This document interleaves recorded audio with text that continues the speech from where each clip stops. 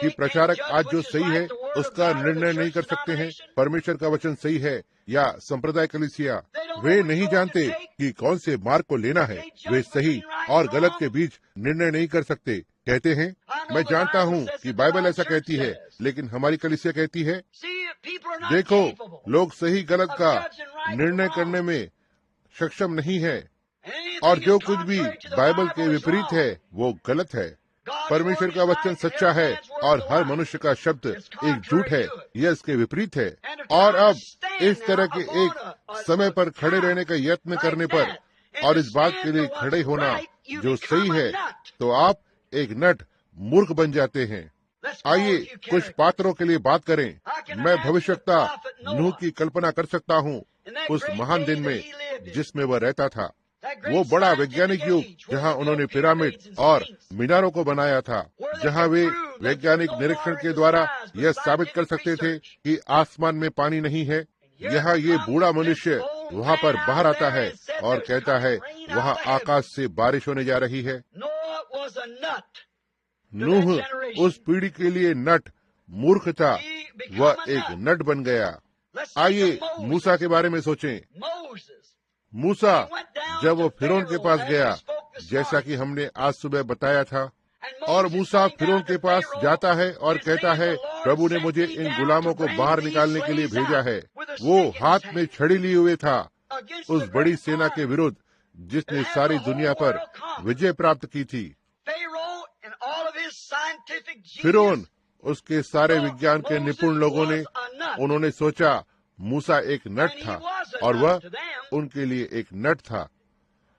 मैं भविष्यवक्ता एलिया की कल्पना कर सकता हूँ, उसके महान दिनों में जब वह युग फैशन से भरा हुआ था, जब आहाब और इजाबेल ने संसार पर राज्य किया, जब ये उन दिनों में था, और सारे फैशन और चीजें जिसे इजाबेल पहनना चाहती थी, और वह किस तरह से सभी महिलाओं को अपने जैसे कपड़े पहना रही थी, और उसका श्रृंगार और उसके फैशन, जिस तरह से वो अपना फैशन करती थी। और जब कुछ पुराने सन की व्यक्ति जैसे एलिया वो सामने दृश्य पर आता है और सारे राष्ट्र का विरोध करता है, आहाब का वह एक नट था, ये सही है। आमोस वो नबी जब वो उस दिन में सामरिया में आता है, जब सामरिया आज के हॉलीवुड की तरह था, वे महिलाएं सड़क पर जो कपड़े पहनती हैं, और यहाँ तक कि वो सार्वजनिक व्यभिचार है, वे किस तरह से करते जाते हैं और वहाँ पर रहते हैं, पुरुष को करने देते हैं। यह ठीक आपके सामने आज लगभग एक सार्वजनिक व्यभिचार है। मैं एक रात किसी एक स्थान पर चला गया ताकि खाने के लिए कुछ ले सकूं, और वहाँ पर छोटे लड़के और लड़कियाँ गले लग रहे थे और चुम्बन की तरह, मैं नहीं जानता जो भी ये था। और क्या आप जानती हैं मेरी छोटी बहन कि ये असल रूप में एक व्यभिचार है? जब एक पुरुष आपको चुम्बन करता है, यह स्वाभाविक रूप से आपके साथ व्यभिचार कर चुका है। आपको कभी भी उसे चुम्बन करने नहीं देना चाहिए जब तक आप विवाह नहीं कर लेते हैं, क्योंकि ग्रंथियां, पुरुष और महिला दोनों की ग्रंथियां होठों में होती है। क्या आप समझ रहे हैं? और जब नर और नारी की ग्रंथियां एक साथ आती हैं, जहाँ ये हो सकता है, ये वहाँ पर होने दो। आपने असल रूप में व्यभिचार किया है, और आपको एक लड़के को चुम्बन करने नहीं देना है जब तक कि वो पर्दा आपके चेहरे पर से उठाया नहीं जाता है और आप उसकी पत्नी न हो। ऐसा न करें, यह व्यभिचार करना है। यह नर और मादा की ग्रंथियों को मिलाना है। क्यों एक पुरुष को चुम्बन नहीं करता? स्त्री एक स्त्री को होठों में चुम्बन नहीं करती है, क्योंकि ये ग्रंथियों को संकृत नहीं करता है। बच्चों का जन्म ग्रंथियों को संकृत करके होता है। इसलिए ये लगभग हर कहीं फिर से एक सार्वजनिक व्यभिचार है। सिनेमा के पर्दों और हर कहीं आप देखते हैं एक लापरवाही के कार्य हो रहे हैं और एक करते ही जा रहे हैं। कोई आश्चर्य नहीं है कि अनैतिकता नीचे की ओर जा चुकी है। वे इसे किस तरह से करते हैं और अपने आप को उकसाते हैं उन स्त्रियों को मुंह में चुम्बन देने के द्वारा, जानते हुए कि यह व्यभिचार है। परमेश्वर इसे क्षमा नहीं करेगा जब तक आप पश्चाताप नहीं करेंगे। और अब जब यह महान नबी ऊपर आता है, आमोस, वो उन छोटे छोटे नबियों में से एक जाना जाता है, क्योंकि वहाँ उसके लिए बहुत अधिक नहीं लिखा गया था, लेकिन उसके पास प्रभु का वचन था। और उसने उस शहर की ओर देखा। सारे बगीचों में वे पुरुष स्त्रियों के कंधों पर अपनी बाहों को डाले हुए बैठे रहते हैं, और स्त्रियां अपनी बाहों को पुरुषों पर डाले हुए होती हैं, जो बस एक आधुनिक हॉलीवुड है। और वह उस शहर में से होते हुए वहां चला गया और कहा, तुम पश्चाताप करो या नाश हो जाओ। वह एक नट था। उसने उनके लिए लगभग खुद को पागल घोषित किया था। यूहन्ना, वो बपतिस्मा देने वाला, जब वह दृश्य पर आया, उस दिन के लिए धार्मिक संप्रदायों के लिए वह एक नट मूर्ख था। उसे अपने पिता के नक्शे कदम पर चलने का, एक याजक बनने का अवसर था, लेकिन उसने ऐसा करने से मना कर दिया, क्योंकि प्रभु ने उसे उन संस्था और संप्रदायों से बाहर रखा था, क्योंकि उसका काम बहुत ही महत्वपूर्ण था। उसे मसीहा के आने की घोषणा करनी थी। और जब उसका किसी से कोई लेना देना नहीं था, ना ही फरीसी के साथ, ना ही सादुसी या जो कुछ भी वे थे, उसने उन सारे समूह को अस्वीकार कर दिया और कहा, यह कहना आरंभ मत करना कि हम अपने पिता अब्राहम से हैं। मैं कहता हूं कि परमेश्वर इन पत्थरों से अब्राहम की संतान को ऊपर लाने में सक्षम है। उसके दिनों के धार्मिक संसार के लिए वो नट था। सही है। जब यीशु दृश्य पर आया, उसके दिनों के धार्मिक लोगों के लिए वह भी एक नट था, क्योंकि उन्होंने कहा, तू एक सामरी है, तुम अपने आपे से बाहर हो, तुम एक पागल व्यक्ति हो। दूसरे शब्दों में, एक सनकी व्यक्ति हो। वह उन लोगों के लिए ऐसा था जो तुम्हारा प्रभु और उद्धार करता है। कोई आश्चर्य नहीं कि पौलुस गमलीएल के द्वारा प्रशिक्षित एक याजक था। उसके पास किसी दिन एक महायाजक बनने का अवसर हो सकता था, और उसके दशमिक के मार्ग पर वह एक अलौकिक प्रकाश के द्वारा नीचे गिर पड़ा था। और उसने देखा, एक यहूदी होने के नाते, और वो जानता था कि अग्नि का स्तंभ जो उसके लोगों का नेतृत्व कर रहा था। उसने कहा, प्रभु आप कौन हैं? और उसने कहा, मैं यीशु हूँ। और जब उसने अपनी शिक्षा को त्याग दिया, उसने अपने सारे धर्म ज्ञान को त्याग दिया जिसे उसे स्कूलों में प्रशिक्षित किया गया था, और एक नियमित सड़क पर प्रचार करने वाला बन गया। वो एक नट था। उसने कहा, मैं एक मूर्ख बन गया हूँ, और लोगों ने सोचा कि वह पागल था, अपने आपे से बाहर। उसने फेस्तुस को बताया, मैं पागल नहीं हूँ। वह केवल प्रभु को जानता था, लेकिन एक धार्मिक झुंड में प्रभु को जानना, मैं आशा करता हूँ कि आप इस बात से नहीं चूकेंगे। इस दिन में यीशु को जानना एक धार्मिक झुंड के बीच, तो आप एक नट होते हैं। यह नहीं बदला है। मैं इस पर बहुत देर तक बना रह सकता हूँ, लेकिन मैं प्रार्थना की पंक्ति के लिए जल्दी करना चाहता हूँ। मार्टिन लूथर, वह छोटा सा जर्मन याजक जो एक दिन प्रभु भोज को तैयार कर रहा था, उसे नीचे कदमों में फेंक दिया और कहा, यह यीशु मसीह की देह नहीं है, यह तो केवल रोटी है जिसे वहाँ पीछे बनाई जाती है। और उसने घोषित किया कि धर्मी जन विश्वास से जीवित रहेगा। कैथोलिक कलीसिया के लिए वो एक नट मूर्ख था। वे उसके लिए उसे मार सकते थे, लेकिन वह एक नट था, और उन्होंने उसे बस ऐसे ही छोड़ दिया। लेकिन वह उस पीढ़ी के लिए एक नट बन गया।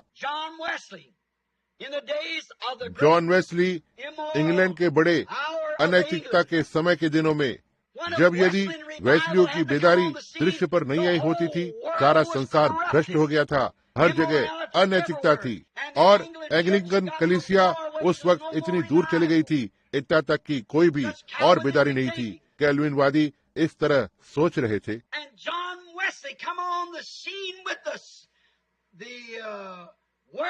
और जॉन वेस्ली दृश्य पर आता है उस पवित्रीकरण के वचन के साथ, अनैतिकता को साफ करता है।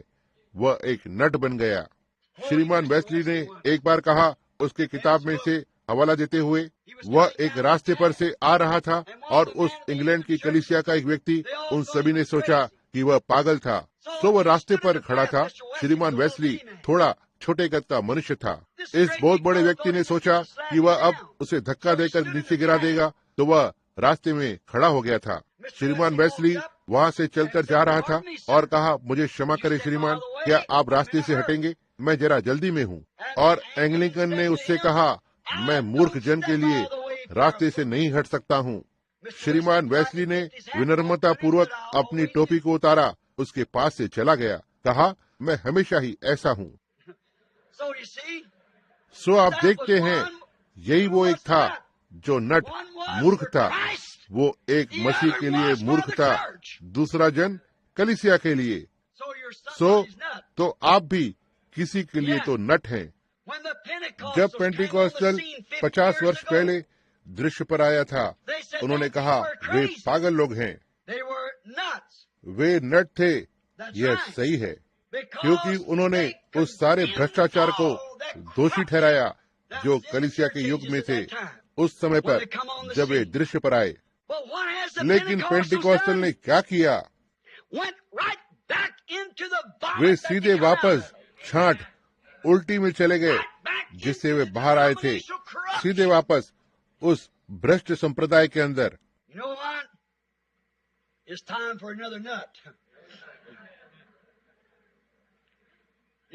आप जानते हैं क्या, यह एक और नट का समय है। जी हाँ, यह दूसरे एक और नट का समय है। ये सही है। ध्यान दें, एक नट, इससे पहले एक नट हो, उस नट को कसने फिट करने के लिए एक पेच बोल्ट होता है, और उस नट को उस पेच बोल्ट के साथ घुमाया या पेश किया जाता है। यदि यह नहीं होता है तो इससे वो इसके साथ कसता नहीं है।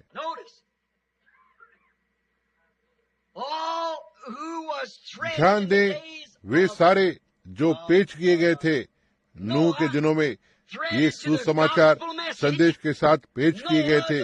नूह वो नट, उसने उन्हें नाव में खींच लिया।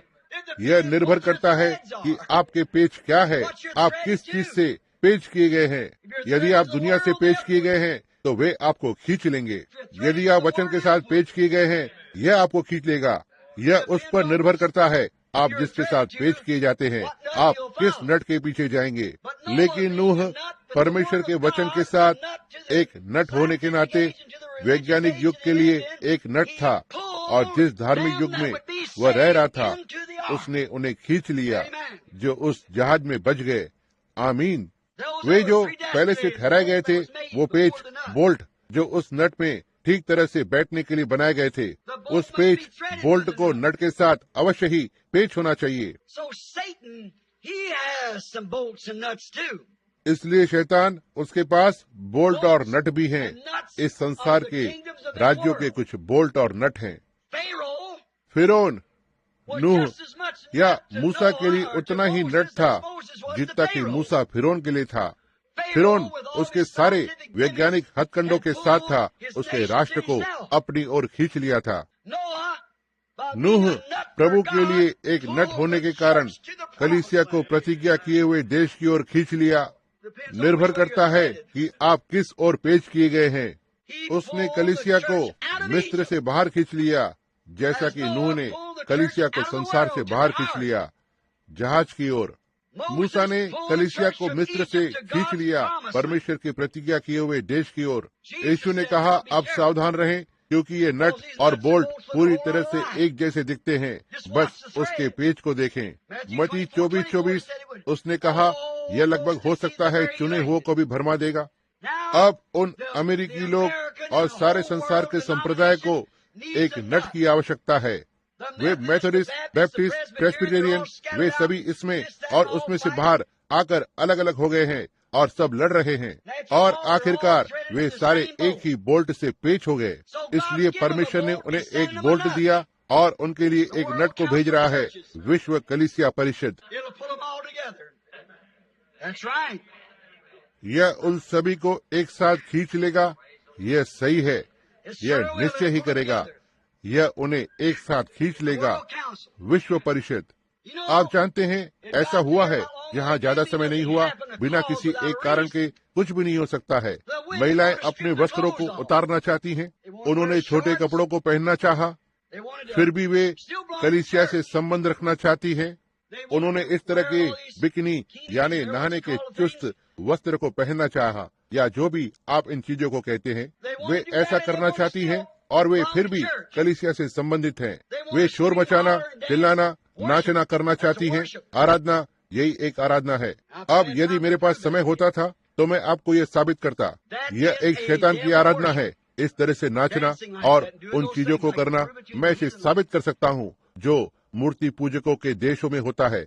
उन्होंने आराधना करना चाहा और अपनी गवाही को बनाए रखते थे और अब भी कलीसिया में बने रहते थे। इसलिए प्रभु उनमें से उन्हें 2 या 3 नट को देता है। एक का नाम एल्विस प्रेस्ले, एक पैट ब्रून और एर्नी फोर्ड, जो स्तुति के गीत गा सकते हैं और बाकी की सारी चीजों को भी गाते हैं और फिर भी एक मसीह होने का दावा करते हैं। यह एक नट है, यह वचन के साथ पेच नहीं हुआ है। सही है। अब मैंने कहा कि मैं आधे घंटे तक ही जाऊंगा और ये उससे ऊपर हो गया है। लेकिन सुनना, संसार एक नट को चाहता है। शैतान देखता है कि वे इसे प्राप्त कर रहे हैं। वे इसके लिए पहले से ही पेच हो गए हैं।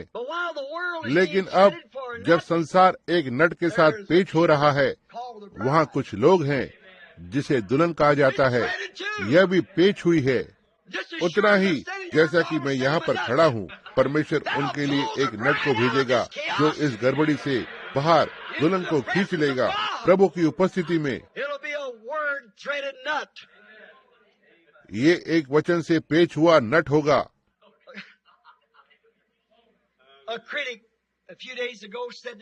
कुछ दिन पहले एक निंदक ने वहाँ टूसान में मुझसे कहा, उसने कहा, आप जानते हैं कुछ लोग आपको एक नट बनाते हैं और दूसरे कुछ आपको एक परमेश्वर बनाते हैं। मैंने कहा तो ठीक है, ये सब चलता रहेगा। मैं जानता हूँ कि वह मेरी निंदा करने की कोशिश कर रहा था। देखा, उसने कहा, लोग सोचते हैं कि आप एक परमेश्वर हैं। मैंने कहा ठीक है, तब मुझे पता है कि लोग ऐसा नहीं करते, लेकिन मैं जान गया कि उसने इसे नहीं समझा क्योंकि वो खाल के दूसरी तरफ था। आप समझते हैं, इसलिए मैं जानता था उसने नहीं समझा, उसने इसे नहीं जाना।